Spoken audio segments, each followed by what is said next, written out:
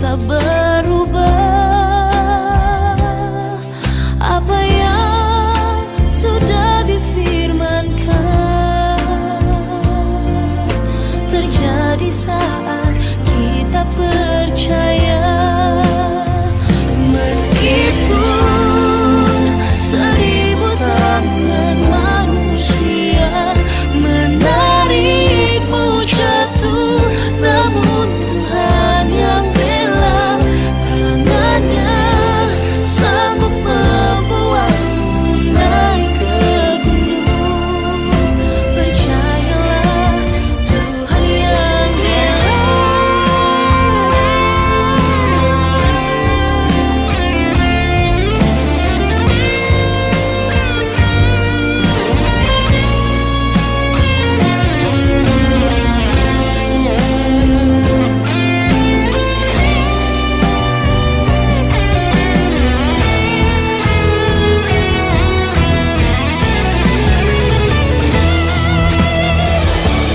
Ada pelangi di setiap badai, Dan ada tawa di setiap air mata.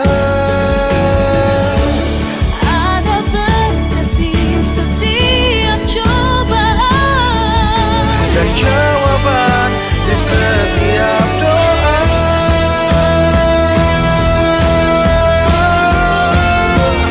Meskipun 1000 tangan manusia Menarikmu jatuh, namun Tuhan yang bela, tangannya sanggup membuatmu naik ke gunung. Percayalah, Tuhan yang bela. Percayalah, Tuhan yang bela. oh percayalah. Tuhan yang bela.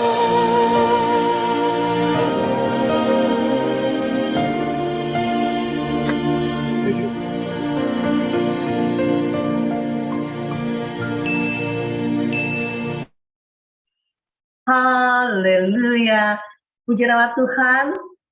Pujian hari ini mengatakan bahwa jika Tuhan di pihak kita, siapa lawan kita? Tentunya tidak ada, saudara. Dan hari ini kita percaya banyak orang yang mau menjatuhkan orang-orang percaya, orang-orang yang menegakkan keadilan, kebenaran, tetapi tidak akan bisa terjamah karena tangan Tuhan yang memegang hamba-hambanya. Amin, haleluya. Pada pagi hari ini kita sangat bersukacita ada Bapak pengacara Kamarudin Simanjuntak, sarjana hukum, dan saudara tahu beliau tentunya sangat viral, ya, sudah membela satu kasus yang sangat besar. Ini bukan kasus kecil, tetapi ini kasus melawan sebuah institusi.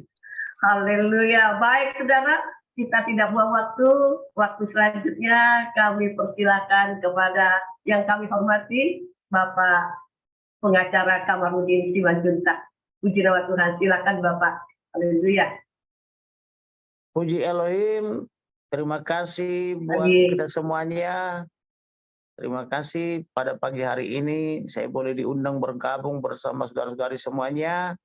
Amin. Saya saat ini berada di Balikpapan di Kalimantan Timur dalam rangka menjalankan pekerjaan. Terima kasih juga karena pagi hari ini kita telah mendengarkan firman Elohim dan mendengarkan pujian penyembahan juga yang sangat indah. Adapun pagi ini yang mau saya bicarakan adalah mengenai kematian semua orang sangat berharga di mata Elohim, diambil daripada Mazmur 116 ayat 15. Kaitannya dengan perkara yang baru saja kami tangani dan sukses membuahkan hasil. Bahwa kematian semua orang itu tentu sangat berharga di mata Tuhan. Makanya apabila Anda merencanakan suatu pembunuhan dan atau pembunuhan, kematiannya itu harus dipertanggungjawabkan. Sebagaimana halnya pembunuhan terencana pertama kali yang dirancang oleh Kain terhadap adiknya atas nama Habel, dia juga merancang suatu pembunuhan dengan cara membawa adiknya ke padang gurun karena ada rasa cemburu, ada murka, ada kemuraman hati, sehingga dia tega membunuh adiknya karena adiknya berkenan di hati Tuhan, sedangkan dia tidak berkenan. Akibatnya adalah bahwa persembahan adiknya diterima oleh Tuhan, sementara persembahan Kain tidak diterima. Jadi iri hati itu sangat mempengaruhi sikap batin. Iri hati kalau dipelihara terus, dia akan menjadi dendam, kemudian menjadi akar pahit yang merusak semua hati dan pikiran. Itu sebabnya Bible atau Alkitab Perjanjian Lama membahas tentang hati lebih daripada 500 kali. Alkitab Perjanjian Lama terdapat pembicaraan tentang hati lebih daripada 500 kali.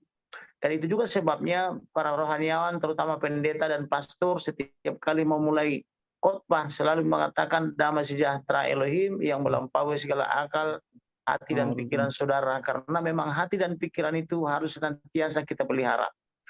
Kemudian apa yang terjadi, walaupun menurut Kain ketika membunuh adiknya tidak ada yang melihat, tetapi di mata Elohim semuanya terang benderang dan Elohim melihat dari atas. Kemudian ada juga pembunuhan-pembunuhan terencana lainnya dicatat oleh Alkitab dengan sangat baik. Misalnya pembunuhan oleh Raja Daud terhadap Uria, yaitu panglimanya, karena dia jatuh hati kepada istri Uria yang dilihatnya habis mandi dari sotoh rumahnya. Biasa perempuan kalau habis mandi tambah cantik, demikian juga Raja Daud melihat istri Uria dilihatnya sangat elok parasnya, maka dia merencanakan pembunuhan dengan cara memuji Uria, karena Uria dianggap sebagai atau dipuji sebagai pria yang tangkas atau panglima yang hebat. Jadi pujian juga bisa menjerumuskan orang kalau orang yang dipuji tidak sadar bahwa itu suatu jebakan iblis. Nah, kemudian akhirnya Uria pergi berperang dengan pasukan apa adanya, sedangkan lawannya sangat besar, maka dia pun mati di peperangan. Akibatnya istrinya pun diambil oleh Daud. Kemudian apa yang terjadi? Elohim sangat marah. Akibatnya anak pertama daripada Raja Daud harus mati, walaupun Daud telah menyesal dan meminta maaf. Tetapi karena Daud meminta maaf dengan tulus, maka apa yang terjadi? Anak Daud yaitu Salomo diberi kesempatan untuk membangun tempat ibadah yang sangat masyhur, dan Daud merupakan raja yang sangat hebat dan sangat masyhur sepanjang dunia ini ada sampai hari ini. Ada juga pembunuhan terencana lainnya yang dilakukan oleh orang-orang Yahudi terhadap Yesus. Yesus juga dibunuh dengan sangat terencana dengan melibatkan murid Yesus dengan hanya seharga 30 keping perak.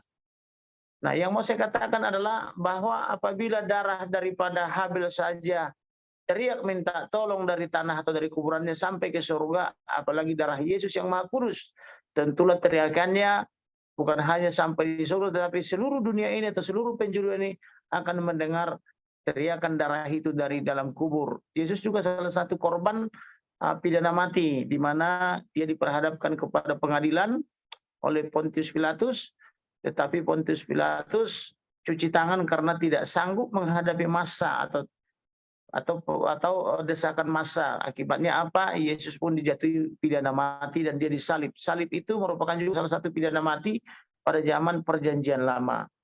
Kemudian saya mau bicara lagi tentang hukuman mati. Hukuman mati itu sudah ada ribuan tahun yang lalu, dari zaman primitif sampai zaman modern saat ini. Salah satu contoh ada juga di zaman Yesus di Israel atau di tanah Kanaan, ada juga seorang perempuan yang tertangkap basah melakukan perzinahan. Namanya Maria Magdalena. Menurut hukum Musa bahwa apabila seseorang melakukan perzinahan maka dia harus dihukum mati dengan cara dirajam. Dirajam itu adalah dilempar pakai batu. Kepalanya dilempar dengan batu mulai dari keluarga terdekat sampai orang yang jauh sampai dia benar-benar mati. Apa yang terjadi ketika ditangkap oleh massa, diperhadapkan kepada Yesus? Yesus sambil menulis-nulis di tanah, dia bilang, siapa ya di antara kamu yang tidak berdosa, biarlah dia yang pertama kali melemparnya. Ternyata semua kita ini pendosa dan semua massa itu pendosa. satu persatu masa itu introspeksi diri, melihat hatinya, ternyata dia juga melakukan dosa terhadap Tuhan dan terhadap samanya. Akibatnya batu yang sudah digenggam oleh mereka satu persatu terbuang dari tangannya dan mereka pulang satu persatu sehingga tidak ada satupun yang tersisa di antara masa itu. Maka Yesus pun bertanya kepada Maria Magdalena, di manakah masa yang sudah mau menghukum mati itu? Maria Magdalena mengatakan semuanya sudah pulang, tidak ada satupun yang tertinggal. Maka Yesus pun memberikan pengampunan, dia tidak melakukan penghukuman atau hukuman mati kepada perempuan itu dengan mengatakan, aku pun tidak akan menghukummu, maka pergilah dan jangan berbuat dosa lagi. Nah, sama dengan pengampunan kepada Daud. Daud juga diampuni pasca kematian anaknya karena dia sampai tersungkur di tanah, mengambil tanah dan menaruh di kepalanya supaya Elohim bermurah hati kepada dia. Demikian juga dengan Maria Magdalena, dia juga menyesal dan minta maaf serta menangis. Bahkan di suatu acara makan malam, Maria Magdalena membeli minyak yang sangat mahal dan sangat harum, meminyaki kaki Yesus, membasuh dengan air matanya, kemudian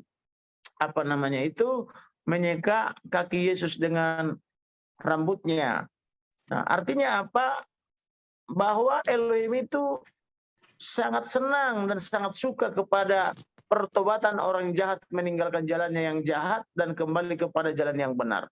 Bahkan suatu ketika Yesus atau Yeshua Masya juga memberikan suatu perumpamaan bahwa apabila orang itu menyimpang dari jalannya yang diibaratkan sebagai domba, ada di antara 100 domba, salah satu dombanya terhilang, maka si gembala akan meninggalkan yang 99 untuk mencari yang satu orang yang hilang itu atau satu domba yang hilang itu.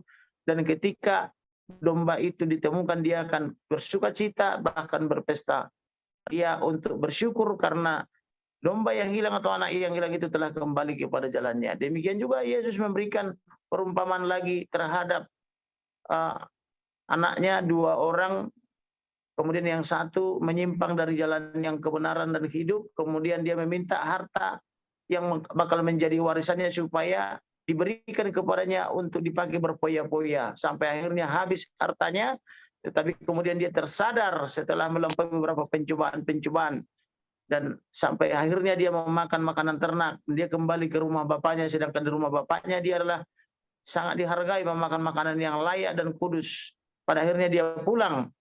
Dan kembali ketika dia pulang, ayahnya memberikan jubah yang terindah dan membuat pesta yang sangat bagus untuk dia.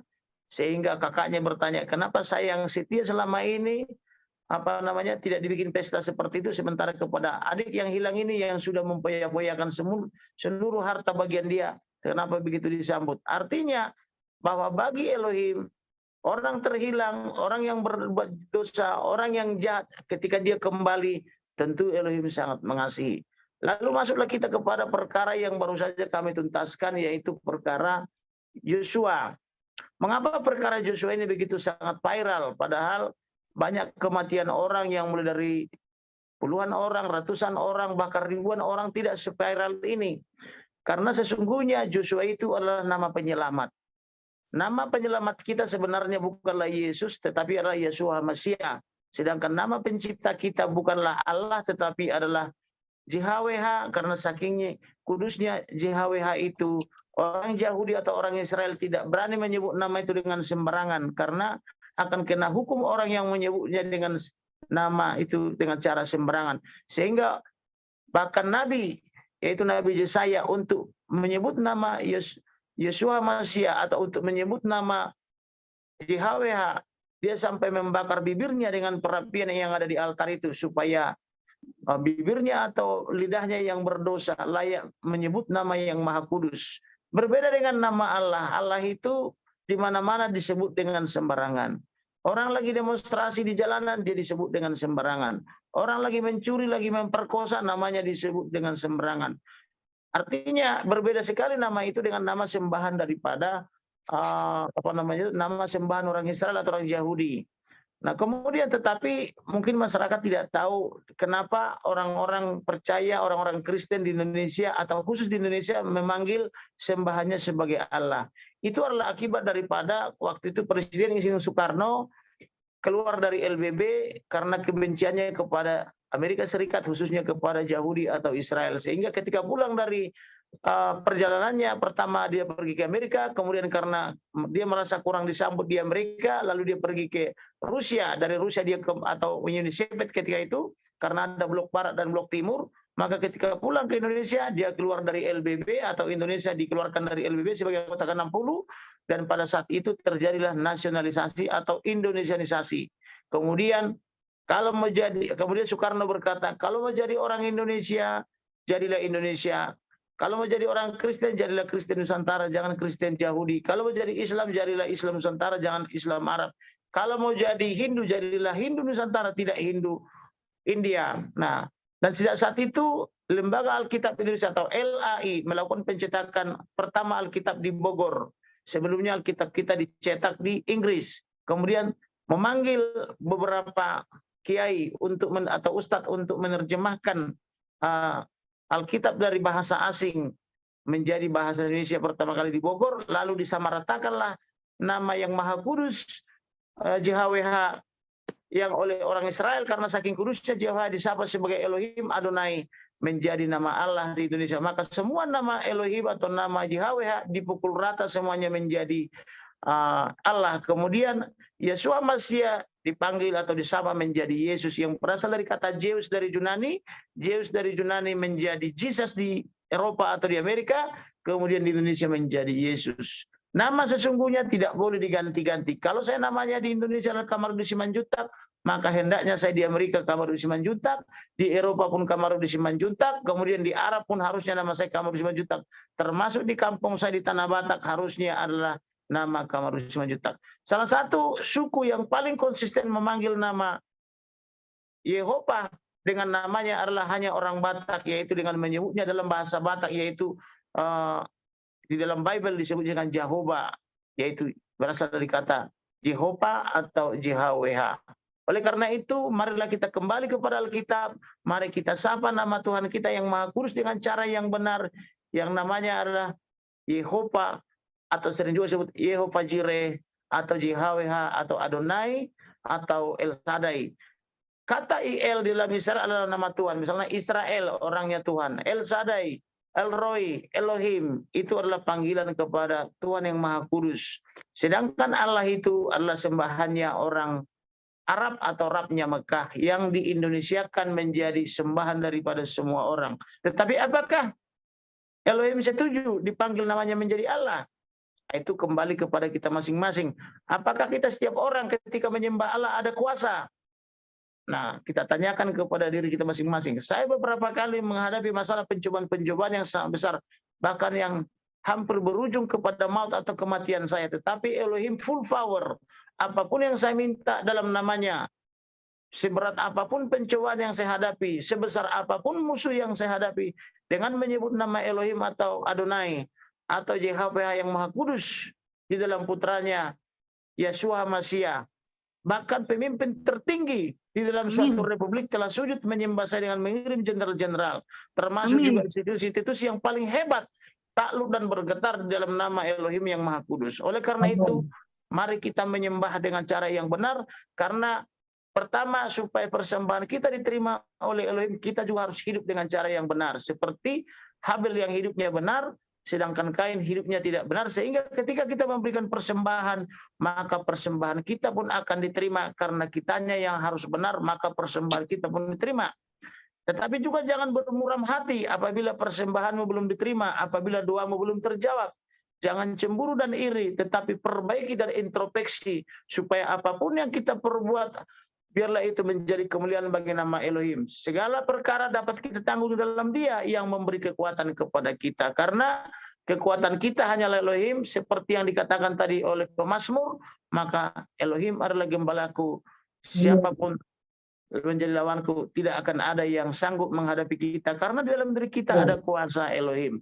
Kemudian saya tadi bergetar mendengar doa daripada pendoa, karena dia mengingatkan saya kepada ayat favorit saya, yaitu Yesaya 9 ayat 5. Yeshua Mashiach itu dijelaskan dalam Yesaya 9 ayat 5. Dia adalah anak yang lahir. Dia adalah putra yang tunggal. Lambang pemerintahan ada di atas bahunya. namanya disebut orang sebagai penasihat yang ajaib, lambang pemerintahan tegas bahunya. Kemudian dia juga disebut sebagai Elohim yang perkasa. Dia pula anak, dia pula Bapa yang kekal. Kemudian disebut juga dengan Raja Damai. Jadi ada di situ 7 nubuatan di dalam satu ayat. Nah, itulah ayat favorit saya sejak saya kecil sekolah minggu di HKBP. Kemudian siapa sih Yeshua Mashiach? Yeshua Mashiach adalah putra Elohim yang maha tinggi. Dia adalah firman-Nya bisa kita temukan di dalam Ulangan 18 ayat 15 dan Ulangan 18 di ayat 18. Kemudian kita bisa temukan juga di dalam kitab Mika, di mana di kitab Mika dikatakan bahwa dia akan lahir dari kota kecil bernama Bethlehem. Kemudian Yohanes 1 ayat 1 dia dikatakan bahwa pada mulanya adalah firman, dan firman itu bersama-sama dengan Elohim. Kemudian Yeshua Mashiach itu berdasarkan Yohanes 14 ayat 6 adalah dia adalah jalan yang kebenaran dan hidup. Tidak ada seorang pun yang sampai ke dalam Bapa atau kepada Elohim tanpa melalui putranya Yeshua Mashiach. Kemudian Yohanes 10:30 berkata bahwa Yesus atau Yeshua Mashiach adalah Bapa dan Bapa adalah Yesus. Artinya di dalam Bapa ada Yesus, di dalam Yesus ada Bapa. Dengan cara melihat Yesus berarti kita telah melihat Bapa, karena kedua-duanya adalah satu. Kemudian Wahyu 1 ayat 8. Yesus atau Yeshua Mashiach adalah Alfa dan Omega. Dialah yang awal dan yang akhir. Oleh karena itu jangan pernah ragukan atau jangan pernah ragu terhadap Yesus atau Yeshua Mashiach, karena di dalam Dia ada kebenaran dan hidup, dan bersama Dia kita menjadi hidup karena Dia adalah pokok anggur yang hidup dan kita adalah ranting-ranting dan atau cabang-cabangnya. Untuk itu kepada saudara-saudara saya, firman Tuhan itu tidak cukup hanya diperkatakan saja, tetapi harus direnungkan siang malam dan dipraktekkan. Karena tidak semua orang yang berseru-seru memanggil namanya akan beroleh hidup yang kekal, tetapi adalah yang memanggil namanya, meninggikan namanya, memuliakan nama yang Maha Kudus, tetapi juga mempraktekannya dalam kehidupan sehari-hari. Kemudian mari kita perbaiki hati dan pikiran kita agar hati dan pikiran kita selaras dengan firman Elohim. Sebagaimana Yesus berkata, ketika kamu berdoa dan ada masalah dengan saudaramu, maka tinggalkan dulu persembahanmu di dalam altar itu, maka pulanglah dan berdamailah dulu dengan saudara-saudaramu itu, sehingga persembahanmu layak dan kudus di mata Elohim. Oleh karena itu, di dalam perkara Joshua atau perkara Joshua Huta Barat, banyak orang bertanya, khususnya di kalangan umat muslim, apa sih amalannya Joshua ini? Kenapa seluruh dunia, khususnya Indonesia, memberikan fokus perhatian sampai kurang lebih 8 bulan sejak pembunuhannya? Dan mengapa kematiannya diperlihatkan atau dibukakan kepada Kamarudin Simanjuntak pada saat pembunuhannya? Dan ketika saya belum jadi pengacaranya, saya sudah menulis di Facebook bahwa itu adalah pembunuhan terencana dengan saya sebut sebagai polisi menembak polisi di rumah pejabat utama polisi. Mudah-mudahan bukan urusan wanitanya polisi.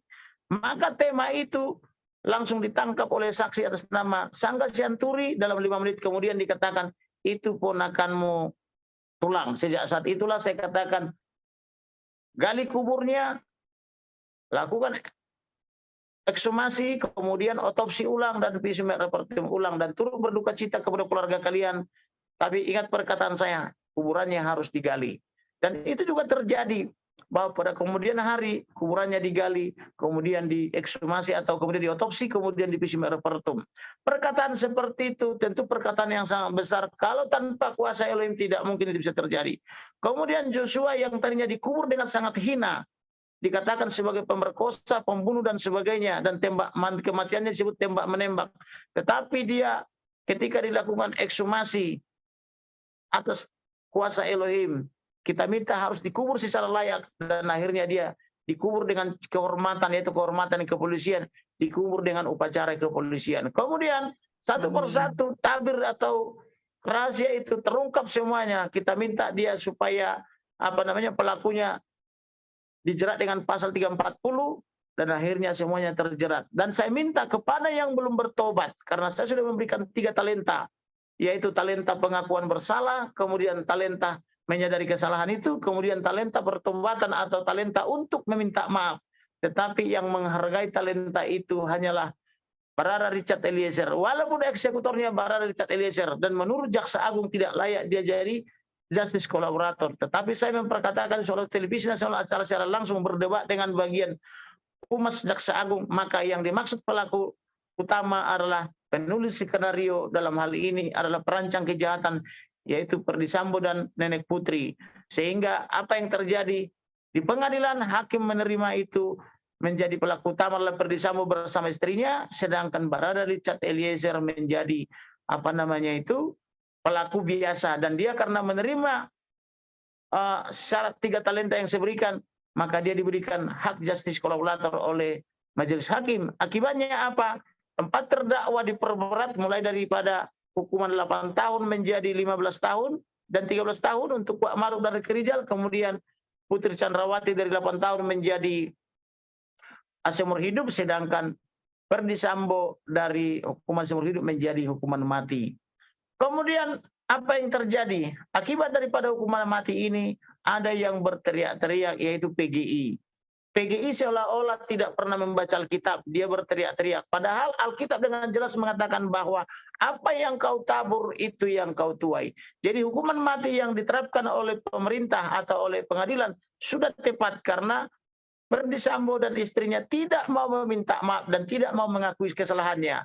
Sama dengan Kain juga demikian, tidak mau menyadari kekurangannya dan tidak mau introspeksi. Tapi berbeda dengan Raja Daud, dia juga melakukan pembunuhan terencana, tetapi karena dia teriak minta tolong dan meminta maaf sampai sujud menyembah di bawah kaki Elohim, akhirnya dia pun diampuni. Demikian juga Maria Magdalena, dia layak dihukum mati dan dilempar dengan batu atau dirajam, tapi karena dia menyesal dan meminta maaf, dia pun diampuni oleh Elohim. Dan Yeshua Masih atau Yesus Kristus juga menghadapi hukuman mati karena dia dianggap oleh umat Yahudi sebagai penista agama. Jadi hukuman mati itu sesungguhnya ada di dalam Alkitab, khususnya Perjanjian Lama. Memang kita harus mengasihi, yaitu mengasihi dan mengampuni. Tetapi mengampuni orang yang minta ampun. Kalau orang yang masih jahat dan tidak mau minta ampun, apanya yang mau kita ampuni? Oleh karena itu, mari kita membaca Alkitab dengan cara yang benar. Karena di Alkitab juga dikatakan, apabila kamu memukul mati saudaramu, maka kamu pun harus dipukul mati juga. Karena itu adalah hukuman daripada Elohim atau keadilan daripada Elohim. Tetapi bagi setiap orang yang sadar akan kejahatannya, segeralah bertobat kembali ke jalan yang benar supaya Elohim mengampuni kita.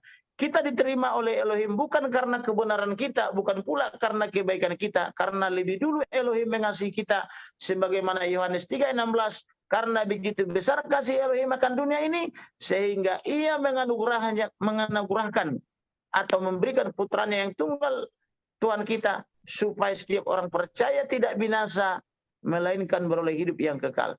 Jadi intinya adalah pertobatan itu harus diawali dengan kesadaran atau awareness before change, sadar kemudian berubah. Tanpa kesadaran, tanpa mau mengakui dosa dan kesalahan kita, berarti kita telah menipu diri kita dan mencoba menipu Elohim. Tetapi Galatia mengatakan Elohim tidak suka dipermainkan dan tidak bisa ditipu. Kemudian juga marilah menjadi pelaku-pelaku firman Tuhan dimanapun kita berada, karena hidup kita adalah cerminan atau Alkitab yang terbuka. Kemudian di dalam Roma 13 ayat 1-7 di sana dikatakan kita harus juga menghormati atau menghargai pemerintah kita, karena pemerintah itu adalah wakil Tuhan. Oleh karena itu putusan Pengadilan Negeri Jakarta Selatan yang diputus oleh 3 orang majelis hakim, majelis itu dalam membuat putusannya selalu diawali dengan irah-irah yang mengatakan demi keadilan berdasarkan ketuhanan yang Maha Esa. Jadi mereka itu menjatuhkan suatu putusan. Pertama, mereka berdasarkan keadilan dari Elohim. Yang kedua, mereka berhak untuk itu karena mereka berwenang oleh undang-undang. Yang ketiga, mereka adalah pemerintah.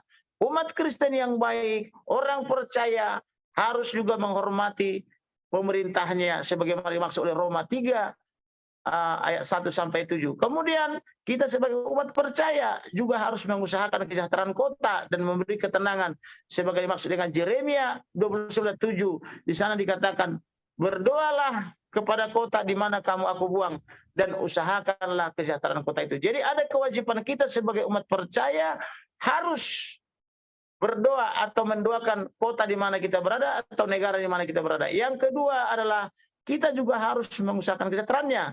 Mungkin saudara berpikir mengusahakan kesejahteraan saudara saja atau mengusahakan kesejahteraan istri belum tentu sanggup atau mengusahakan kesejahteraan keluarga.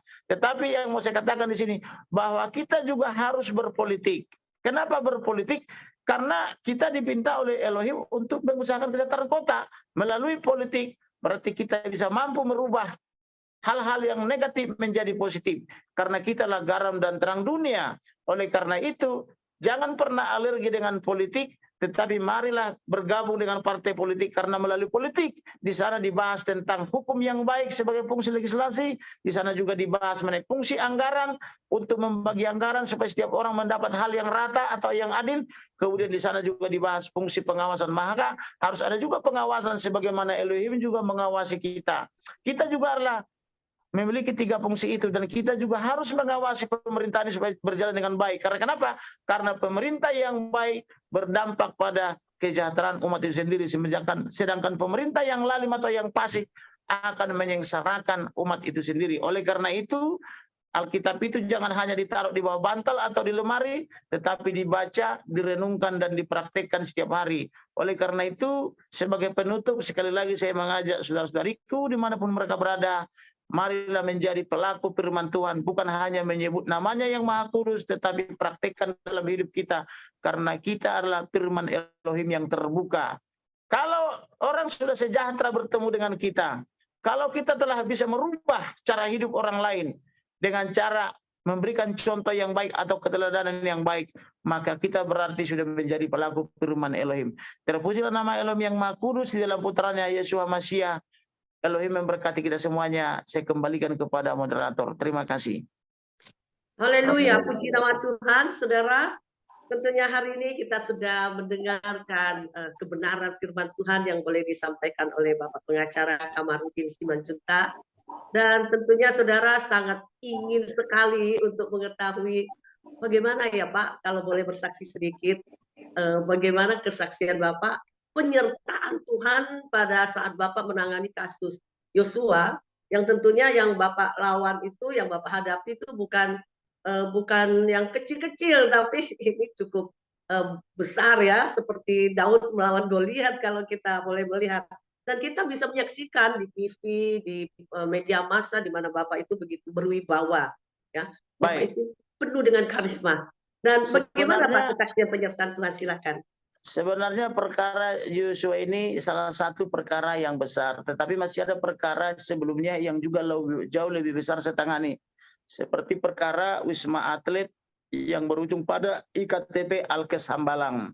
Di sana juga saya menghadapi perkara yang jauh lebih berat, di mana saya lolos 7 kali daripada pembunuhan, sampai teman-teman saya menyebutnya, ini Kamarudin Simanjuntak ini ada 7 nyawa. Bagaimana mobil saya dirusak, bagaimana saya dicegat di jalanan dan sebagainya. Tetapi saya percaya dan saya tidak pernah takut, karena saya percaya dengan sembahan saya percaya dengan Bapak saya, yaitu Elohim atau Bapak kita. Karena Elohim mengatakan dialah gunung batu kita, dia adalah tembok pertahanan kita, dia adalah perisai kita. Kata perisai itu atau magen David ini berulang kali dikatakan di kitab Mazmur. Nah kemudian mengapa kita bisa berperkara dan menang melawan orang-orang itu? Karena Yesus berkata kepada Demetrius, ketika Demetrius berteriak menyebut namanya, apa yang kau mau Demetrius, kata Yesus atau kata Yesus Mashiach, aku sudah lama tidak melihat. Maka kata Yesus Mashiach kepada Demetrius, jadilah sesuai imanmu. Artinya karena imanlah yang menyelamatkan. Kemudian tidak lama berjalan lagi Yesus Mashiach bersama kepala rumah ibadat. Datanglah perempuan 12 tahun pendarahan. Dia beriman, asal kujama jubahnya maka saya sembuh. Maka perempuan itu pun yang sudah pendarahan 12 tahun langsung menjamah jubah daripada Yesus Mashiach. Maka Yesus Mashiach bertanya, siapa yang menjamah saya atau siapa yang menyentuh saya? Murid-muridnya berkata, siapa yang tahu masa begitu besar? Tapi perempuan itu berkata, perempuan yang bukan muhrimnya berkata, aku yang menjamahnya. Dan kenapa kau jamah saya? Karena saya beriman, asal ku jamah jubahmu, aku sembuh dan aku telah sembuh. Saya ulangi, aku telah sembuh. Kalau Demetrius tadi belum sembuh, maka jadilah sesuai imanmu. Tetapi perempuan itu berkata, aku telah sembuh. Maka Yesus masih berkata, imanmu telah menyelamatkan kamu. Kalau kepada Demetrius dikatakan jadilah sesuai imanmu, kepada perempuan dikatakan imanmu telah menyelamatkan. Kemudian berjalan lagi Yesus Mashiach untuk ke rumah kepala ibadat, Dan banyak orang berbondong-bondong mengatakan, jangan kau mensusahkan Rabuni karena anakmu telah mati. Tetapi Yesus berkata atau Yeshua Masih berkata kepada kepala rumah ibadat itu, kuatkan hatimu, teguhkan imanmu, anakmu tidak mati tapi tidur. Sesampainya di rumah ibadat itu, ditemukannya orang-orang seperti ibunda daripada Joshua, menangis, meraung-raung, teriak minta tolong. Tetapi Yesus bertanya, kenapa kalian menangis seperti ini? Mereka berkata, anaknya telah mati. Maka Yeshua Masih berkata, dia tidak mati, cuma tidur. Maka orang-orang tidak beriman memandang orang beriman atau memandang orang Yesus itu sebagai orang gila. Maka Yeshua Masih mengusir mereka karena tidak beriman, karena gelap dengan terang tidak mungkin bisa bersatu. Kemudian Yeshua Masih memanggil anak itu, talitakum, anakku bangkitlah.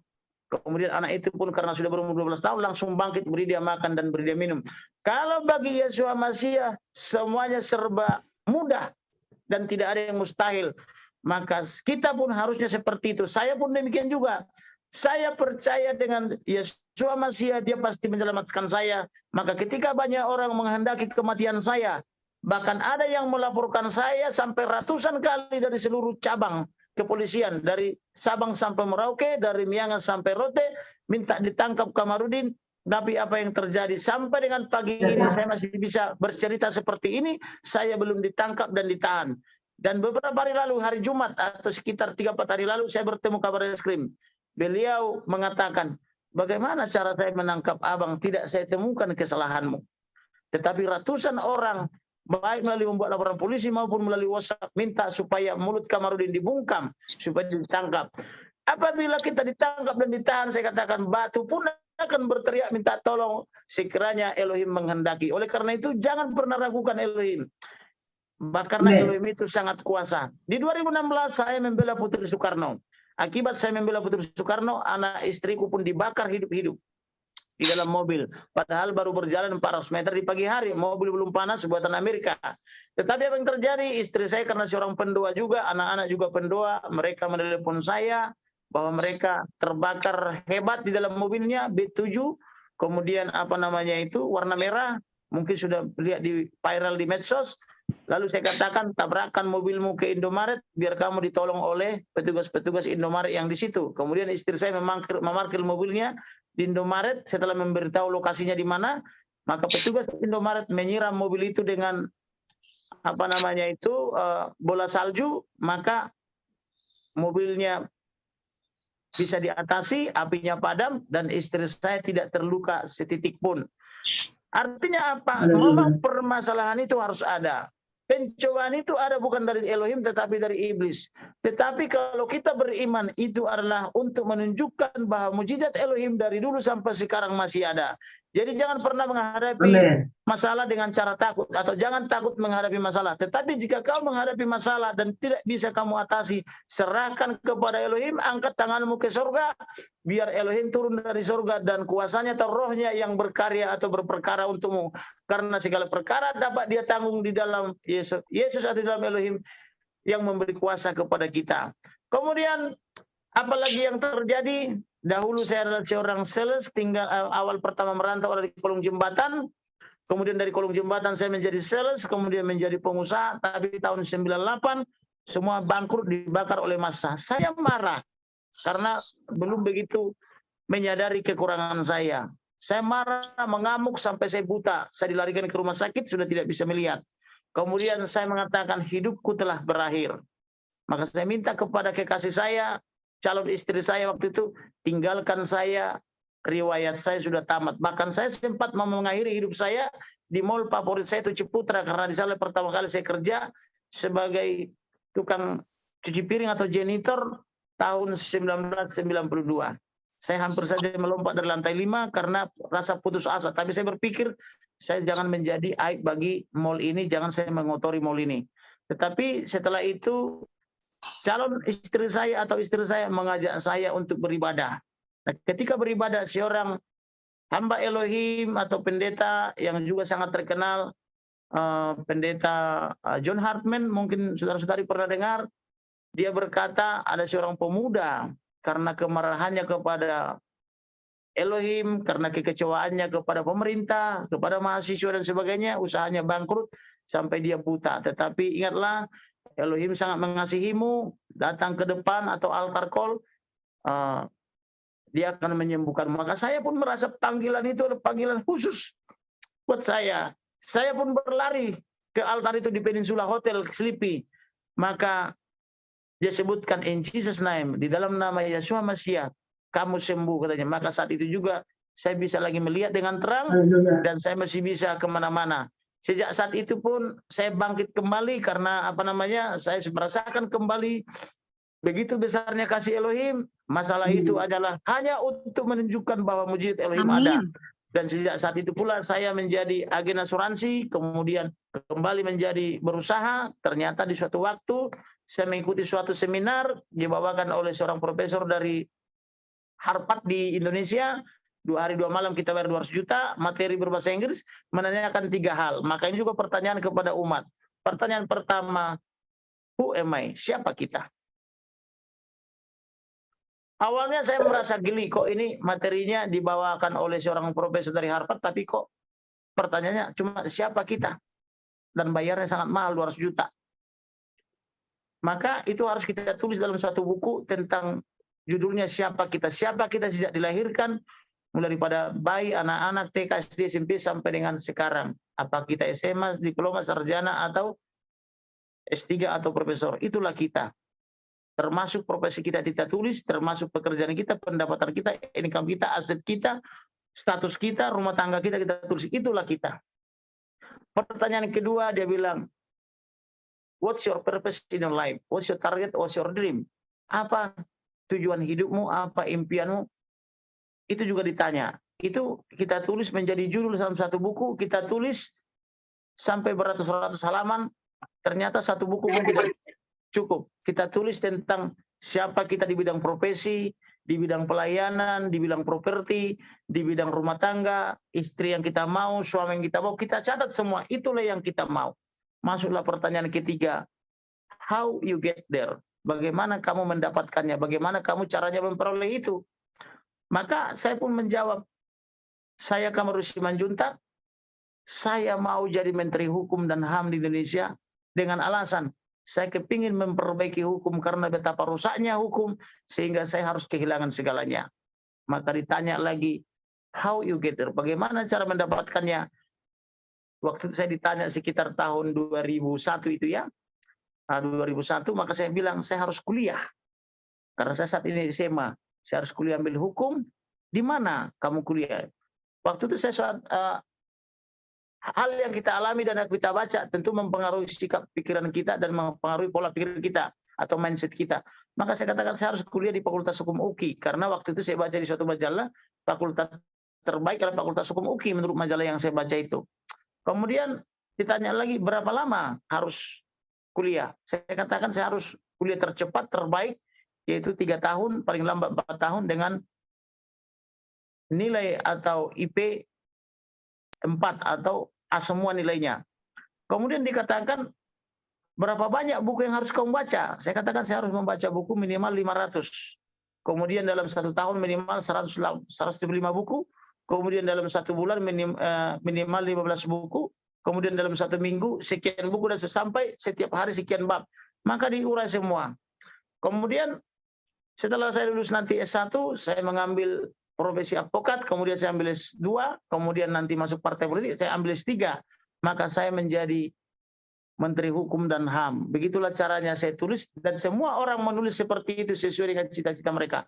Maka hampir seluruhnya yang mengikuti program Awareness Before Change itu mendapatkan apa yang mereka cita-citakan, dan sebagian seperti saya masih on progress. Artinya saya telah berhasil mendirikan partai politik, saya kuliah juga sudah magister hukum, tinggal rencana mengambil program doktor, kan begitu. Jadi artinya kita juga berhak merancang hidup kita, tetapi rancangan yang terbaik adalah harus rancangan dari Elohim. Oleh karena itu, apapun yang kita rancang untuk hidup kita, apapun yang kita doakan, mintalah di dalam nama Elohim, karena Matius 7:7 mengatakan, ketuklah maka pintu akan dibukakan.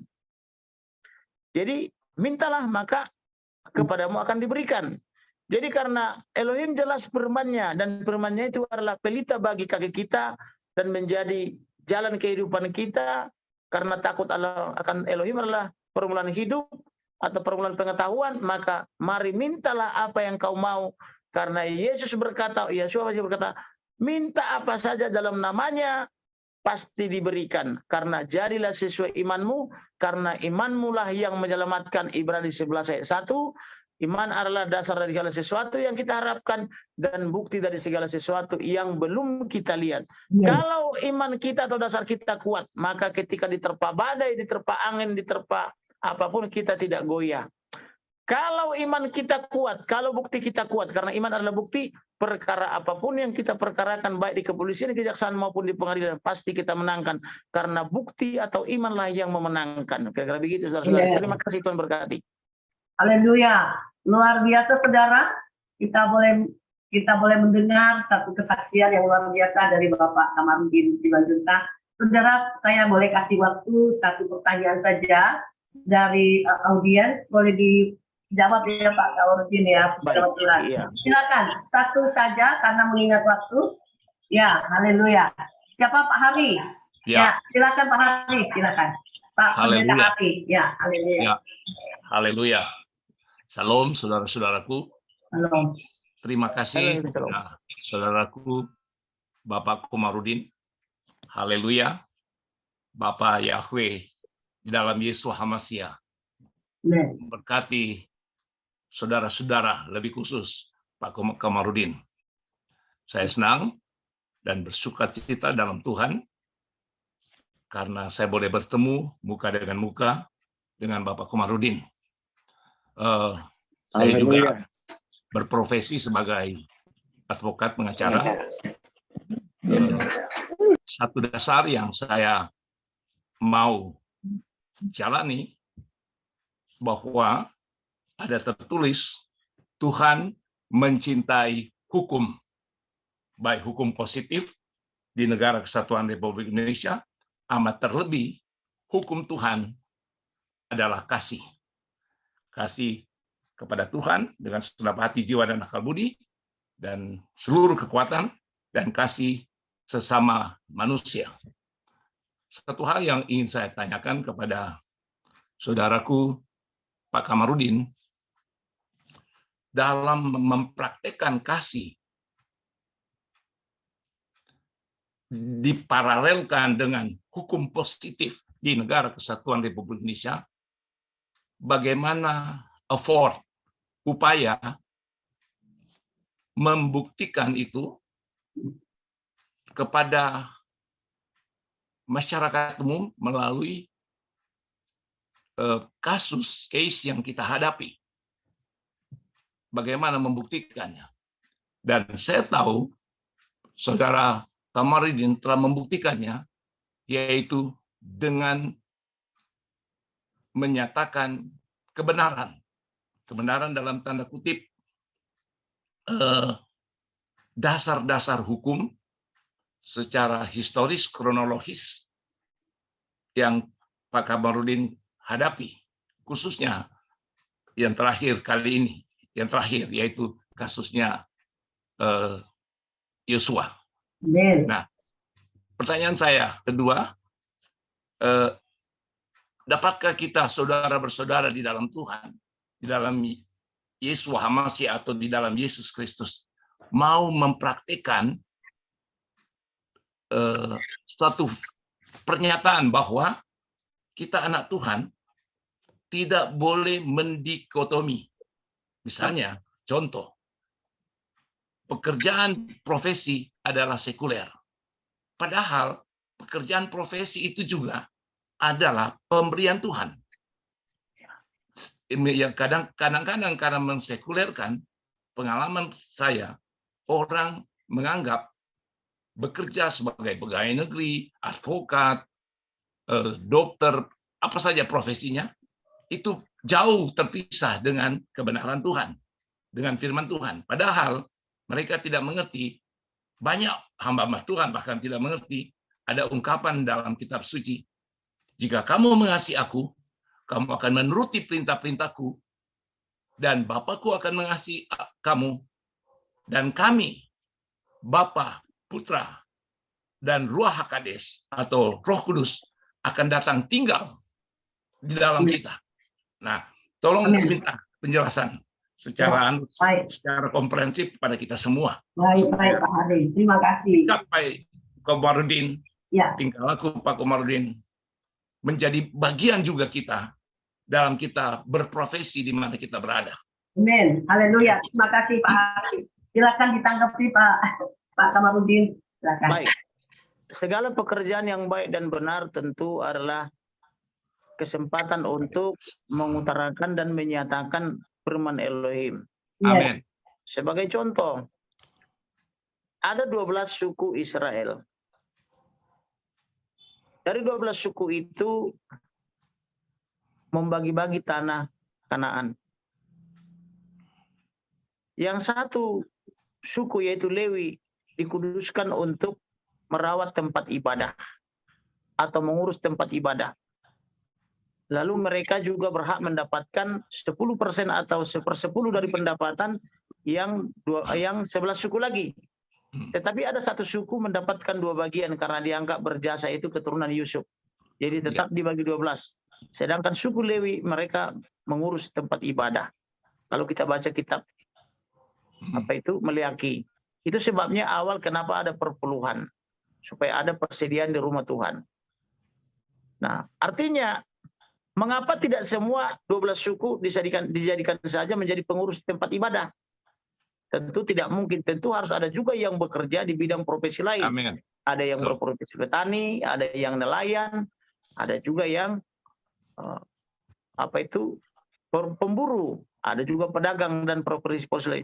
Nah, profesi-profesi itu tentu berkembang sesuai perkembangan zaman. Ya. Di zaman dulu juga, kalau kita baca Alkitab juga ada hakim-hakim, ada raja-raja, ada prajurit dan sebagainya, ada guru dan sebagainya, ada dokter. Bahkan Yesus sendiri lah disebut dengan tabib atau dokter.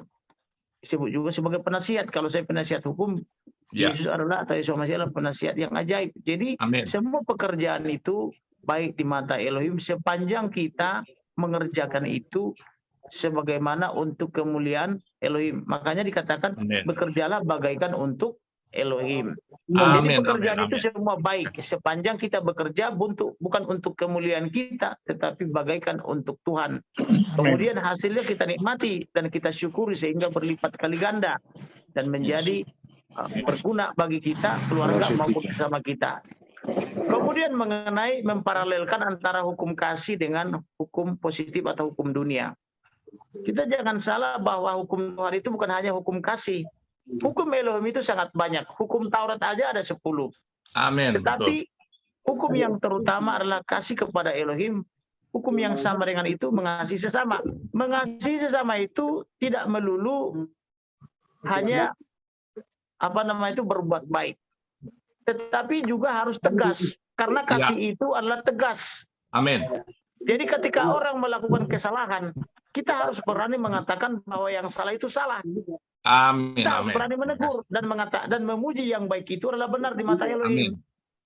Karena di dalam kitab Matius dikatakan jangan ada dusta di antara karena sumber segala dusta adalah iblis.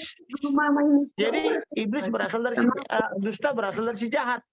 Jadi kalau ada orang berdusta atau berkata yang tidak benar, kita harus berani menegur bahwa itu tidak benar, bahwa itu tidak layak di mata Elohim. Dan jangan takut untuk mengatakan itu, sekalipun jiwamu terancam, karena Yesus berkata, orang yang kehilangan nyawanya karena Elohim atau karena Yesus, dia akan memperoleh kembali. Amin. Maka jangan takut. Bahkan Rasul Paulus berkata, adapun hidupku ini bukannya aku lagi, melainkan Kristus yang hidup dalam aku. Amin. Rasul Paulus berkata begitu, adapun hidupku ini bukannya aku lagi, melainkan Kristus yang hidup dalam aku. Rasul Paulus malah mendeklarasikan yang lebih hebat lagi. Hidup adalah Kristus, mati adalah keuntungan. Mengapa kita hidup untuk Kristus? Bahwa kita hidup untuk Kristus itu adalah harus memberikan cerminan yang baik, teladan yang baik, contoh yang baik, menegur yang salah, mengingatkan yang keliru. Nah, mengapa kita mati? Untung karena kita beriman bahwa setelah kematian kita masuk ke dalam surga, yaitu surganya Bapa. Di sana tidak lagi tangisan, tidak lagi ratapan dan sebagainya, tetapi penuh dengan kebahagiaan. Itulah iman kita. Dan hidup itu harus selalu memilih, mau pilih neraka atau surga. Tidak ada abu-abu. Tidak ada hidup antara neraka dan surga. Pilihannya cuma dua, ke neraka atau ke surga. Karena hidup harus memilih, maka marilah pilihlah kebenaran dan hidup. Atau pilihlah Shirathul Mustaqim, yaitu Yeshua Mashiach. Karena hanya di dalam Dia kita bisa hidup. Di luar daripada itu kita tidak bisa berbuat apa-apa. Yes. Terima kasih. Haleluya, puji nama Tuhan. Luar biasa, ini kita boleh mendengarkan apa yang boleh diuraikan oleh Pak Kamarudin, seorang pengacara yang luar biasa Tuhan pakai, tapi di dalam hal rohani juga sangat memberkati. Amin, haleluya. Baik, saudaraku, tadi sepertinya ada Bapak di sini, ada para pengacara, ada praktisi hukum, ada Pak Joni Sirait di sini, ada Ibu Yudisari Sitompul, yang tentunya mereka berkecimpung di hukum dan hari ini mereka sangat bersukacita, dan ditanya apakah boleh melanjutkan dengan Pak Kamarudin. Baik, silakan nanti Pak Kamarudin yang akan menjawab ya. Ada lagi satu pertanyaan boleh, karena waktu ya, sayang sekali kalau Bapak boleh hadir di Zoom meeting ini, kita melewatkan hanya dengan karena waktu. Ya, satu pertanyaan boleh, tentunya pasti akan senang sekali mendengar cerita dari Pak Kamarudin. Boleh Ibu Yudisari Sitompul, silakan Ibu. Haleluya. Ya, silakan Bu Yudi. Terima kasih Bu Eri. Suatu apa nih Pak Kamarudin luar biasa. Saya pertama Pak Kamarudin hanya tahu dari TV ya. Saya pikir Bapak hanya tahu KUHP. Tahu-taunya sampai isi Alkitab pun udah luar biasanya, rupanya di balik. Haleluya. Iya, di balik Bapak tadi Bapak ceritakan bahwa istri pendoa, anak-anak pendoa luar biasa, Pak. Jadi saya hanya kagum Bu Eri dengan Pak Kamarudin. Baru pertama saya lihat di TV, kok di sini mukanya lain, kayaknya lebih cerah yang di sini daripada di TV gitu. Jadi ya betul, beda Pak. Apa? Glowing. Sudah menang Ibu. Tuhan sertai. Haleluya. Oke, ya. Saya tadi juga udah mau bertanya Pak, tapi sepertinya sudah ditanya sama Bapak yang pertama. Ya. Sudah ditanya oleh yang pertama, yang bagaimana bagaimana hidup kasih dan hukum positif. Jadi yang saya mau nanya ke Pak Kamarudin, bagaimana Bapak mengimplementasikan, tadi juga ditanya sama Bu Eri, di satu pihak Bapak bekerja sebagai pengacara, harus ada kasihnya di salah satu pihak. Dan tugas Bapak itu melaksanakan hukum positif, apalagi dikaitkan dengan kehidupan masa kini, Pak. Kita tahu, tadi Bapak bilang Bapak mau dibunuh, Bapak teknologi segala macam. Saya lihat kehidupan Bapak itu berat sekali untuk dilaksanakan, tapi dengan berbekal Tuhan ya Pak ya. Bapak kayaknya di depan Bapak itu bukan KUHP ya, Bapak itu bekerja itu Alkitab. Jadi mohon Bapak bisa memberikan kepada kami semua di sini kehidupan untuk menjalankan hukum positif dikaitkan dengan hukum Tuhan. Terima kasih Pak Kamarudin. Amin. Wow, silakan Pak. Haleluya. Belum, masih di mute Pak Kamarudin, masih di mute. Ya. Ya, ini tentunya hal yang sangat harus disinkronkan ya. Silakan Pak. Saya jawab, sebenarnya hukum kita itu berasal dari Alkitab. Yes, amen. Hukum itu khususnya KUH Perdata sama KUH Pidana pertama kali diciptakan di Romawi atau di Roma oleh para ilmuwan-ilmuwan atau filosof-filosof, digali dari Alkitab atau dari nilai-nilai Alkitab. Sehingga sebagai contoh buktinya ada kesaksian satu orang bukanlah bukti atau bukanlah saksi, tapi harus minimal 2 orang. Unus testis, nullus testis. Itu juga diambil dari kitab. Kemudian kalau kita bandingkan dengan hukum saudara kita umat Islam misalnya, kalau dia perempuan, karena nilai perempuan separuh, itu harus minimal 4 orang. 4 dikali separuh atau kali setengah, baru 2 gitu loh. Tetapi di Alkitab, laki dan perempuan yang bersaksi sama aja. Ada persamaan pria dan wanita, sama-sama 100%. Kemudian nilai-nilai Alkitab yang menjadi KUH pidana dan KUH perdata itu, atau disebut dengan Burgerlijk Wetboek dan Strafrecht itu, diterapkan oleh Roma ke Prancis dengan asas konkordansi. Waktu itu Prancis dijajah oleh Roma. Kemudian Prancis menerapkannya ke Belanda dengan asas konkordansi juga, maka Belanda pun menggunakan hukum itu sendiri yang digali dari Alkitab. Kemudian Belanda menjajah Indonesia dengan asas konkordansi, kita pun menjadi pengguna KUH pidana maupun KUH perdata. Jadi sebenarnya tidak ada masalah dalam hal antara Bible dan KUH pidana maupun KUH perdata. Amin. Jadi itu selaras, khususnya masih hukum-hukum yang tua ya, dan yang masih kita gunakan sampai dengan saat ini. Kemudian bagaimana caranya supaya kita sebagai penegak hukum atau advokat selaras dengan firman Elohim? Salah satu triknya di kantor saya bikin tidak boleh menangani perceraian. Salah satu perkara yang kita tolak adalah perkara perceraian. Kenapa? Karena Haleluya. di dalam Alkitab tertulis mereka bukan lagi dua melainkan satu. Apa yang dipersatukan Elohim tidak boleh diceraikan manusia. Hal yang membuat rusaknya advokat adalah karena paling banyak berlomba-lomba menangani perceraian. Bahkan supaya cerai pun diajar-ajari kliennya untuk berkelahi di depan hakim. Lihatlah majelis hakim, di depan majelis saja mereka berkelahi, apalagi di rumah katanya, padahal diajar-ajari. Maka saya dari dulu sampai sekarang menolak menangani perkara perceraian, karena bahkan saya pernah terjebak satu kali aja, 1 atau 2 kali menangani perkara itu pun karena saya katakan kamu tidak boleh bercerai karena kamu pejabat, istrimu pejabat, dan harus ada izin atasan. Rupanya mereka tunggu sampai bertahun-tahun, 5-6 tahun. Setelah pensiun dari pejabat, suami istri lalu datang kantor kami, minta tolong diceraikan. Maka saya tidak bisa lagi mengelak, maka saya berharap di pengadilan akan ada mujizat. Ternyata mereka benar-benar bercerai. Tetapi setelah si bapak mau kawin lagi, setelah lama bercerai, istrinya menangis-nangis atau mantan istri menangis, meminta tolong disatukan kembali. Tetapi sudah terlambat karena undangan telah disebar. Nah, yang mau saya katakan adalah kalau kita menangani perceraian, ketika kita membela tergugat, kita katakan mereka bukan lagi dua melainkan satu, apa yang dipersatukan Elohim tidak boleh diceraikan. Tetapi ketika kita menangani penggugat atau pihak yang mau menceraikan, tentu kata-kata kita akan beda. Firman yang kita tonjolkan akan beda. Maka itulah membuat kita menjadi munafik. Advokat yang menjadi munafik. Lain di bibir, lain di hati. Tergantung keadaan. Oleh karena itu, supaya kita tidak munafik, supaya hati kita tetap bersih, jiwa kita bersih, di kantor saya tidak boleh atau tidak bisa menangani perkara perceraian.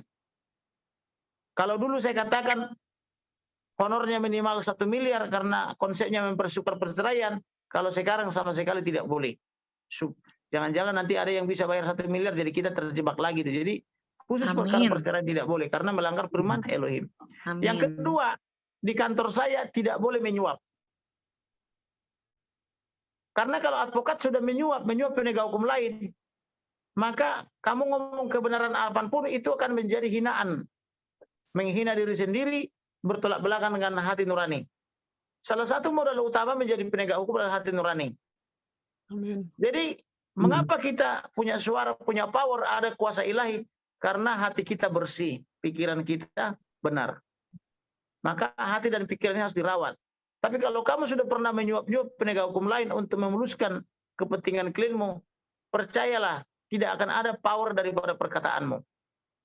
Tetapi kalau sudah berani berpraktek jadi pengacara atau advokat tanpa menyuap dan tanpa menangani perceraian, pasti menjadi advokat yang hebat dan bersahaja. Yang berikutnya adalah kita advokat bukan untuk memenangkan perkara klien, tetapi membela hak-haknya. Oleh karena itu, jangan pernah memalsu bukti. Banyak advokat yang berpraktek supaya kliennya menang dan dirasa hebat melakukan pemalsuan. Diasap-asapi kertas supaya kesannya tahun 50, tahun 60 sudah ada surat itu, padahal baru dibuat 2023. Pergi ke pramuka, dibikin ketikan ejaan lama. supaya kesannya surat itu surat yang dulu. Tetapi percayalah Elohim melihat itu semua. Dosa kalianmu itu menjadi dosamu, akan kamu tanggung. Dan karma daripada korban itu akan menjadi karmamu. Karena mereka tidak ikhlas, mereka akan berdoa. Ketika mereka masih berteriak di pengadilan atau di kepolisian, di kejaksaan, kamu terlihat belum apa-apa. Tapi ketika mereka berdoa, mengangkat tangannya, menyerahkan segalanya kepada Elohim, hati-hati kamu. Siapapun yang praktik menjadi penegak hukum, khususnya advokat, hati-hati dengan doa mereka. Karena doa orang benar, bila dengan yakin didoakan, besar kuasanya. Salah satu contoh, ada klien saya dokter namanya Dr. Susilawati dari Bangka. Dia seorang perempuan Konghucu. Dia dikerjai oleh penyidik, jaksa, dan hakim. Karena lawan dia terus bermain duit, menyebar uang. Sampai tertangkap basah, hakimnya ketemu lawannya di kafe. Oleh Komisi Judisial hanya dihukum non-palu 3 bulan dan sebagainya. Lalu dia berdoa, dia bukan Kristen, dia Konghucu. Ketika dia berdoa, Yeshua Mashiach datang ke dalam mimpinya. Yeshua Mashiach bukan Tuhannya Kristen, tapi Tuhan seluruh umat dunia ini. Amin. Yeshua Mashiach menyerahkan salah satu tulisan, yaitu Y10:14. Itu juga saya ucapkan kemarin di televisi secara langsung. Dia tidak mengerti apa itu Y10:14. Lalu dia dapat bimbingan melalui anaknya calon dokter supaya mencari Kamarudin Simanjuntak. Dia menghubungi pendeta dari karismatik yang sangat terkenal juga. Pendeta ini sering posting bersama saya, memposting YouTube dan sebagainya. Tapi apa kata dia? Saya tidak kenal Kamarudin. Jadi bukan karena saya berapa sering menyebut nama Elohim, tetapi dari kejujuran. Apakah kita sudah hidup jujur dan terhormat? Yes, Karena amin. dia bilang tidak kenal Kamarudin, padahal ibu wanita Konghucu ini sudah sering memberkati pelayanannya. Maka ibu ini karena begitu yakin bahwa bersama Kamarudin dia diutus oleh Tuhan, dia telepon seorang pendeta di Kalimantan Timur yang sering memberi mujizat, penyembuhan. Lalu pendeta di Kalimantan Timur ini yang sering memberikan mujizat ini karena dia ditutup tempat ibadah secara paksa. Sering saya kirim WA supaya dia kuat dan berani melawan. Dan saya siap membela. Maka pendeta ini memberikan nomor telepon saya kepada wanita Konghucu ini. Dan dia menelepon saya. Maka saya pun datang ke Bangka. Apa sih Pak? Y10:14 itu diberikan oleh Yesus. Padahal saya Konghucu. Maka saya bukakanlah kitab Yesaya 10 ayat 1-4. Di sana dikatakan pembuat keputusan dan ketetapan-ketetapan yang lalim akan mati terkurung di tempat kurungan karena merampok hak-hak orang lain, khususnya fakir miskin dan janda-janda. Maka setelah saya bacakan, ibu itu menangis. Ini sudah terjadi, Pak. Hakim, jaksa, dan polisi itu mati semuanya di dalam pesawat Lion Air Sri 8, kata dia, yang berbuat jahat kepada saya. Artinya, Yesus itu atau Yeshua Mashiach itu bukan hanya milikmu, milik umat Buddha juga, Konghucu juga, Islam juga. Karena dia adalah Elohim yang universal, bukan individual. Maka hati-hati jadi penegak hukum. Itu juga saya ucapkan beberapa jam dan beberapa hari atau beberapa jam sebelum diputus perkaranya. Kalau majelis hakimnya membaca Yesaya 10 ayat 1-4, pasti hukumannya benar dan adil, saya bilang. Maka benar, perkara kita sukses. Oleh karena itu, tidak ada masalah antara firman Elohim dengan hukum dunia ini. Itu selaras. Oke. Oleh karena itu, mari kita praktikkan di dalam pekerjaan kita sehari-hari bahwa kita adalah kekasih-kekasih daripada Elohim. Karena kita bukan lagi hamba, tetapi adalah sahabat. Amen. Kalau hamba tidak tahu dia apa yang dikerjakan oleh tuannya, tetapi sahabat mengenal betul sahabatnya dan menjadi pusat perhatian daripada sahabat baik siang maupun malam. Itu sebabnya saya sangat percaya diri di segala medan dan di segala tempat atau di segala waktu bahwa Elohim akan memperlakukan saya dengan sangat baik. Tetapi Amen. apapun yang terjadi, biarlah kehendak Elohim yang terjadi. Amin. Saya Amin. tidak pernah takut lagi. Terima kasih. Amin. Itu aja. Haleluya. Terima kasih Pak Kamarudin, karena kita tahu beliau sangat sibuk. Sebentar lagi sudah ada acara pertemuan dengan pejabat. Haleluya. Baik, kita mendoakan Bapak Kamarudin karena waktu, saya mohon maaf yang mau bertanya, kita cut di sini karena beliau sudah ada kegiatannya. Mari saudara, kita angkat tangan kita untuk mendoakan beliau supaya Tuhan pakai lebih lagi, lebih dahsyat lagi di dalam segala karirnya. Bapak, kami mengucap syukur kepada-Mu Tuhan. Bapak Kamarudin Simanjuntak ada di Zoom meeting ini, Tuhan. Kita semua karena kasih karunia-Mu Bapak. Kami bersuka cita Engkau sudah memakai hamba-Mu dengan Amin. wibawa Allah ada atas hamba-Mu ini. Semua apa yang Amin. hamba Tuhan buat berhasil, beruntung ya Tuhan dinyatakan menjadi terang dan saksi Kristus di tengah-tengah masyarakat, menjadi garam di tengah-tengah pembusukan. Kami percaya Bapak, Engkau sudah memuliakan hamba-Mu ini. Engkau terus angkatnya naik, tidak pernah turun. Jadikan kepala empat ekor. Apa yang Engkau lakukan? Ada karisma Tuhan, ada wibawa Tuhan kita yang sangat besar. Yesus Kristus Joshua Hamasya. Kami bersyukur Bapak hari ini Tuhan. Pakailah hamba-Mu ini lebih dahsyat lagi. Dengan hikmat, pengertian, pengetahuan yang daripada Roh Kudus akan menyertai hamba-Mu Bapak Kamarudin. Berkati karirnya, berkati semua usahanya, berkati rumah tangganya, istri, anak di dalam nama Tuhan Yesus. Perlindungan daripada darah Tuhan Yesus. Akan hamba ini Tuhan. Tidak ada yang dapat menyentuhnya dan biarkan Engkau memihak di dalam setiap perkara yang boleh hamba-Mu tangani Tuhan. Ada kemenangan yang hilang gemilang oleh tangan kanan daripada Tuhan Yesus Kristus dengan kuasa Roh Kudus. Haleluya, kami mengucap syukur Tuhan. Biarkan